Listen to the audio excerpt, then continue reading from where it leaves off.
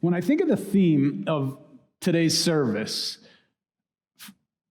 for those who believe in freedom cannot rest, the best encapsulation of this as it relates to our congregation comes from the late Reverend Dr. John Wolfe, who said from this pulpit in 2012 in his maybe his last message or one of his last messages to this church, he said, "Many of us here, it turns out, have had enough happen to us in our lives that we've had to revise our opinions about a lot of things that we believed in, or that we were told that we were supposed to believe in.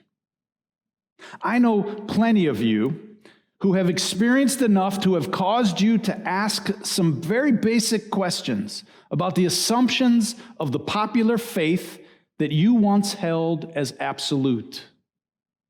I believe this place exists because we created it. It was no accident. It never would have happened without us and those friends and older companions who preceded us, who laid the foundation for what we have built and are building. Not just anyone would have done it. Not just anybody would have needed to do it. Not just anybody would have wanted to do it. For whatever reason, and we have some reasons, there are some of us who have at the very least been pushed out of the churches that we were in for whatever reason. And so we bond together here to see if we can celebrate here a faith for the free. I have to tell you that I think there is more than a little genius here. What we do here and what we're about here is extraordinary. Not necessarily unique, but it is extraordinary given the religious climate of our time. So here's the moral of the tale.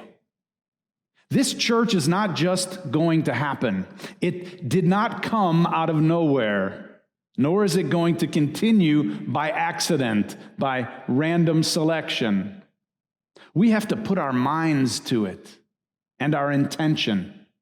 People say to me, "What do you do about the ayatollahs of the world whose madness reaches into our bookstores?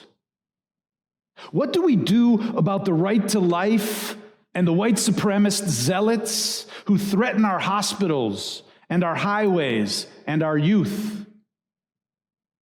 What can we do about the political Philistines and their disciples who want to invade our schools and our play yards with their pieties?" Many things. We take sides, we start arguments, we stay awake.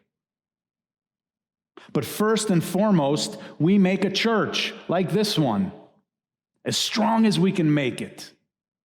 And we say to ourselves, what if this church were even stronger, even larger? And what if there were more churches like it? What difference would that make? I'll tell you, fanaticism works where there's no one to oppose it. Ignorance triumphs where there's too few to stand together to counter it. Prejudice and hate, baptized by a divine name, is abetted and even sanctioned by a society where there's no institution strong enough to call it out by its proper name. Dr. Wolfe reminded us that these things, ignorance and prejudice and zealotry and fanaticism, grow when there's no institutions and no people who are strong enough and clear enough and free enough to speak out against it. And that's what this congregation has stood for a century now. and if it's up to us, will continue for another century and on into eternity. It was the famous Unitarian minister of the 19th century, Reverend Theodore Parker, who wrote in one of his most famous addresses, and he had many famous addresses. He was quoted by Abraham Lincoln in the Gettysburg Address with the words, "We have created a government for the people, by the people, of the people." Those were his words from one of his sermons, quoted by Martin Luther King and others for his words about the idea that the moral arc of the universe bends towards justice. And in his sermon called "The Transient and the Permanent in Christianity," he spoke at the end about the importance of the freedom of the pulpit. He delivered this address at an ordination. And so he wanted to make sure that the community understood how absolutely vitally important it was for the pulpit in a church to be a place of freedom and a free voice in the community. He wrote, I paraphrase a little bit just to bring the language up to our times, you could prevent the freedom of speech in this pulpit if you wanted to. You could hire ministers to be your servants, to preach what you want to hear, to ignore your vices and flatter your follies, to prophesy only comforting things, and say it is peace when there is no peace. Yet in so doing, you weaken yourselves. And then you will have ministers who think one thing in the closet and preach another in this pulpit.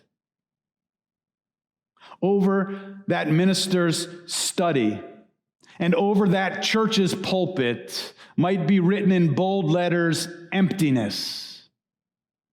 On that minister's robes and on their foreheads and right hands, the words deceit. Deceit. All Souls carries on a courageous American tradition of religious freedom. And it's as important in our times as it's been in any times that have come before us. In this era of fake news, of QAnon conspiracy theorists moving towards insurrection in the Capitol, in the wheels of power at the Capitol, a new rise of white supremacy, high-level moves to limit women's reproductive rights, the uptick of authoritarianism all over the world, threats to democracy, the threat of climate change, and of course, the many ways that technology today and its pace threatens to dehumanize us.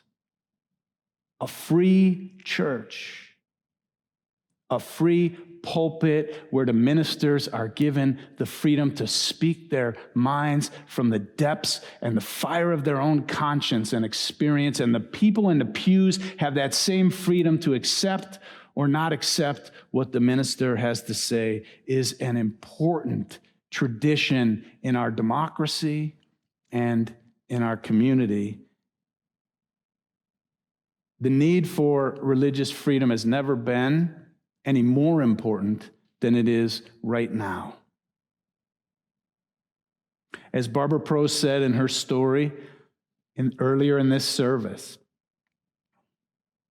we all get lost sometimes in our lives. I know I've been there, and I'm looking at some of you, and I know you've been there too, because I've been with you. And when we get lost, when we're lost emotionally, when we're lost because loved ones die, when we're lost because our career ends for one reason or another, when we get lost in life, when our democracy gets lost about what it stands for and what we value, when our religion gets lost because we're not quite sure whether what we believe or what others believe or what we're being told to believe are really leading us to love, we can come to this place we can come back home to our congregation, to our community, and to the values that we lift up and hold most dear. We can find this church, and this church will help us find our way home for another 100 years at least, and on until eternity. Thank you for helping us keep the light of freedom alive, because we who believe in freedom cannot rest until it comes. Amen. Thank you for joining us. For 100 years, All Souls in Tulsa has been a beacon of this free faith. We offer our services and programs freely online for all those who are interested. You can help us to do this by making a one-time gift today or a reoccurring pledge. We really appreciate you joining us and being a part of helping us make All Souls in Tulsa what it is. Thank you.